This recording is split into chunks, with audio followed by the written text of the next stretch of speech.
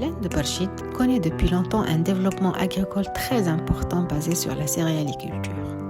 L'accès facile de la nappe, la fertilité des sols, la proximité près de la plus grande métropole du Maroc et le climat favorable sont des facteurs qui sont à l'origine de l'exploitation accélérée de ces ressources souterraines.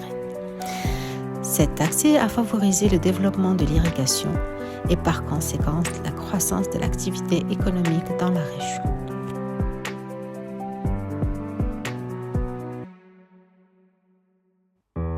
L'irrigation a tendance à augmenter sensiblement lors des années sèches. À partir de 2008, une augmentation sensible est observée en raison de la diversification des marchés, de la substitution des cultures pluviales par les cultures irriguées. En 2018, la structure des filières de production irriguée à partir de la nappe est constituée de près de 2/3 de maraîchage. L'analyse intra-annuelle des consommations de cultures montre une utilisation de près de 70% de l'eau irriguée entre avril et septembre. Ainsi, les assolements basés sur les cultures d'été contribuent à l'épuisement des réserves de la nappe. À l'heure actuelle, dans la zone de Barchid, on compte plus de 3000 puits et forages. Les prélèvements dépassent les volumes de recharge annuels et puisent dans le stock d'eau non renouvelable. Le déficit annuel est estimé à 32 millions de mètres cubes par an, ce qui constitue une menace au développement durable des activités liées à l'exploitation de ces ressources.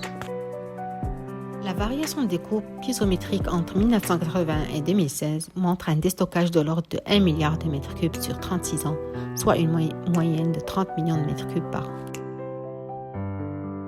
D'après le diagnostic des pratiques d'irrigation des agriculteurs, il ressort que ces derniers maîtrisent bien les différents stades de développement de leur culture. Cependant, ils apportent des doses élevées d'eau d'irrigation avec des taux de satisfaction des besoins en eau trop élevés. Plusieurs raisons peuvent justifier ceci. Préserver le rendement, surtout lors des années sèches, la dégradation du matériel d'irrigation causant ainsi plusieurs fuites et la non-maîtrise des doses apportées vu l'absence de compteur.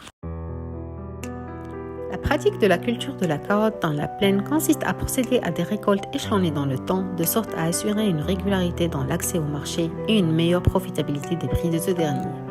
Cette pratique, qui s'étale de mai au début octobre, engendre des prélèvements supplémentaires au-delà des besoins en eau de la culture.